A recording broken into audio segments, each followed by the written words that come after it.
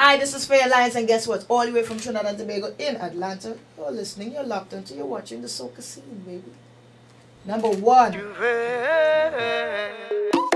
hey, hey, hey, hey. Okay, come to stay, we no come to play. Pass your pass, let me break away. On the road since the break of day. Yeah, everybody, you're not bound to say. What the Ben, yeah, bound to say. I'm always hungry for it, because you see, you always maintain hunger when you're always on the look for something different. Give me that wine, give me that wine, give me that wine, give me that wine, give me that wine, give me that wine. On the road. You are a worldwide. Every time I look on Facebook, I look on Twitter, I look at Instagram, you're everywhere this week, man. Yes, well, we have to do it. We have to do it. We have to do it. The whole mission and motive too is to continuously push the boundaries of this music, soca, where it has reached, reinforce where it went already, and break barriers where it hasn't gone as yet. As I said, the mission is continuous. It is endless, basically.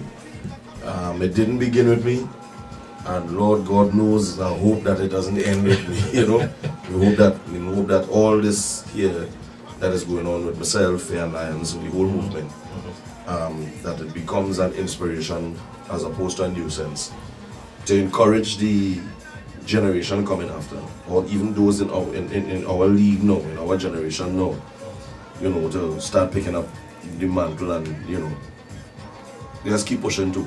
Different theology. The name. I mean, when we listen to the track, when we listen to it, it is different. Yeah. Is that what inspired the name? No, I had the name long before, even before that song came along. I had the name. I was playing around with the name, and one night I posted it on Twitter and saying, 2013 will be the year of differentology. And someone was like, yo, what word is that? I said, well, I just make it up. I like that word. You should try to get into the dictionary. I was like, that ain't happening soon, but all right. And so when we did the song, we realized how different it was, and we wanted a name. I remember a friend of mine, Roger Monroe, Buddha. He's one of the producers for Busta Rhymes and they, from since way back when. He's from Atlanta too.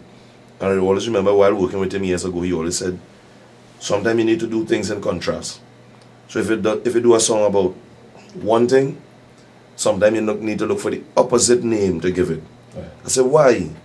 He said, not always everything must be cohesive. Sometimes you need far contrast for the cohesion to work better.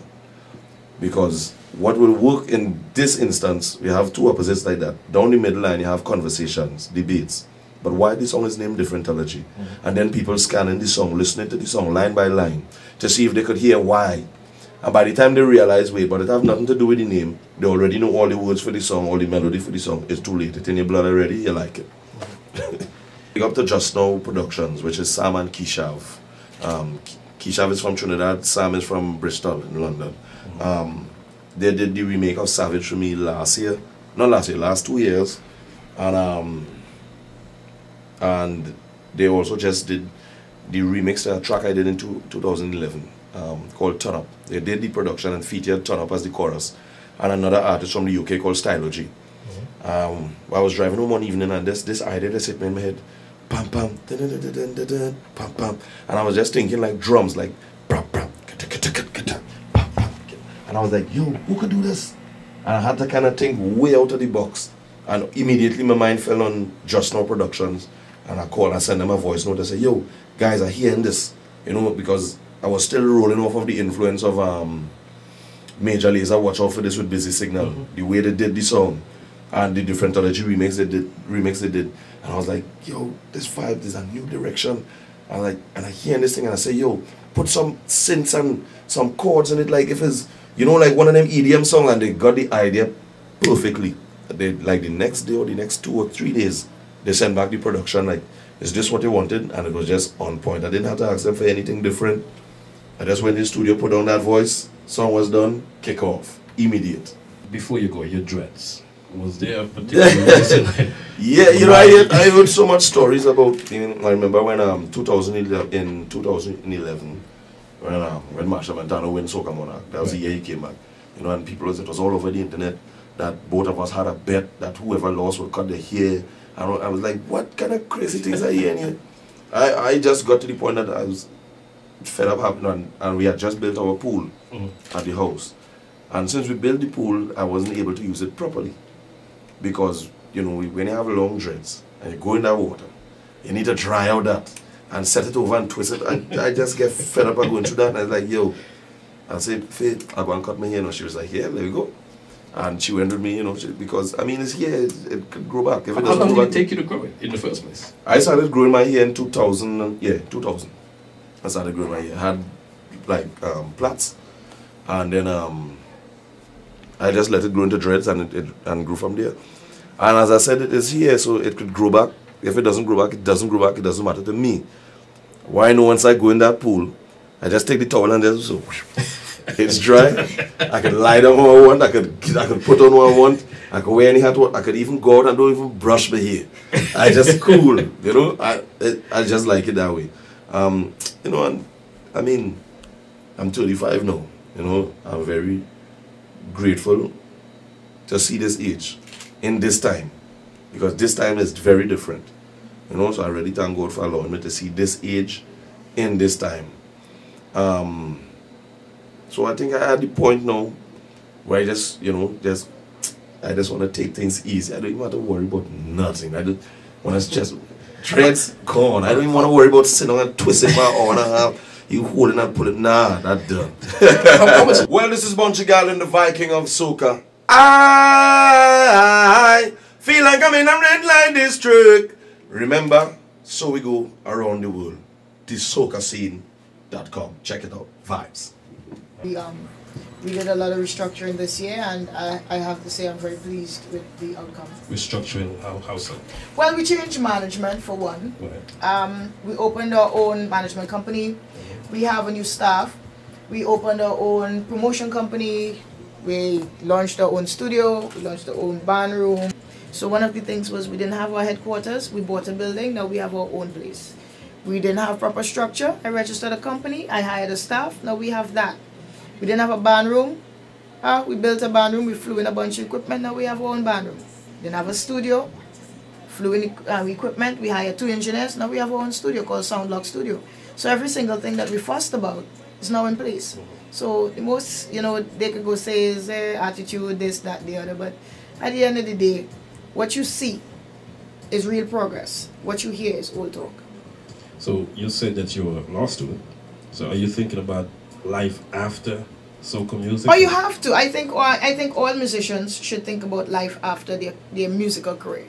So irregardless my accent, where I'm from, the fact that I'm female, I happen to be very good looking, I happen to have a very nice body. That should not matter. Okay, that should be perks. It should always be said that she can stand toe to toe, neck to neck, go pound for pound, any of her male counterparts. And I've always strived to do that. I should be able to walk on stage in a big, long granny dress and rip the place to shreds.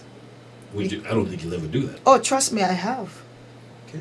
I'm that type of artist. I'm in the crowd surfing on a cooler cover and doing stuff that the guys cannot do. That's me. You wear $10 jeans? Trust me, I have. Okay.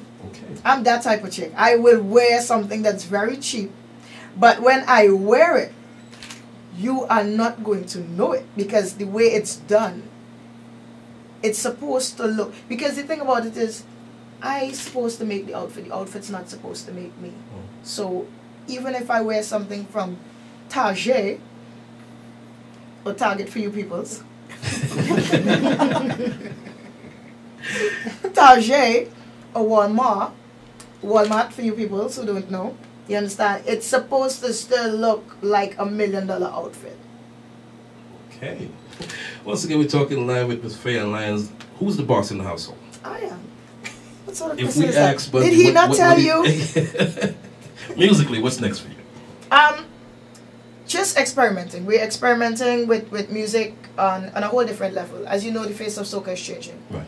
As it has changed from since my father did it.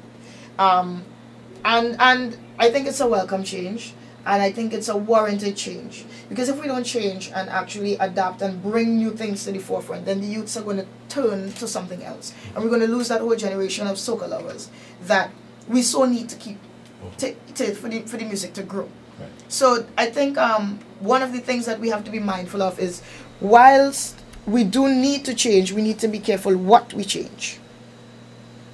We can't change the vibe. We can't change the energy. We can't change the essence of what soca music is supposed to be about, which is supposed to be music that unites people and brings a message and is entertaining at the same time. Right. So we'll flip it, we'll turn it, we'll twist it. It's like house of pancakes. You know, you have 15 million different varieties, but at the end of the day, it's still pancakes. What do you think they don't know about you that you'd like them to know about you? A lot of things. They don't know a lot of things, and rightfully so, because I like to consider myself a movie in the making. If you've seen the end of the movie, the only thing left for me to do is to go bring a part 2. And we know when you do part 2 of most movies, it's not as good as the original. True. So I will delay this movie for as long as I possibly can. So people always have something to watch.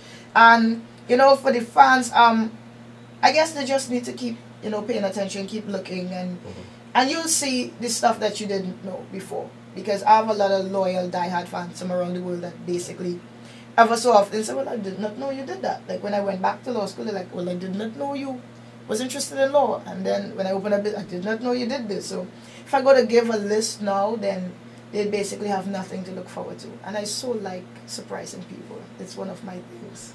Okay. Any more kids in your future? It depends. Kids are very expensive, you know.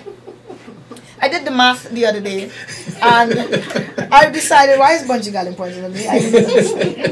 I decided, you know what, because we've been getting tweets and texts and Facebook messages, when is Sarai going to get a sibling? I'm like, well, you know what, by the time I get back home, I've opened the Fair and Lyons second baby fund. So what you can do, all your loyal listeners, feel free to donate to the Fair and Lyons have a second baby fund. I take US credit card, IOUs, everything. I even have a links machine in my bag right now for the West Indians. Are you serious? Trust me, I'm that chick. Real business. Yes, sir. Wow. Yes. So if you want a second baby with the economy that we're having right now, hook a sister up. Man, you are funny. You know what? It's been a pleasure speaking to you. Thank you very much. The same.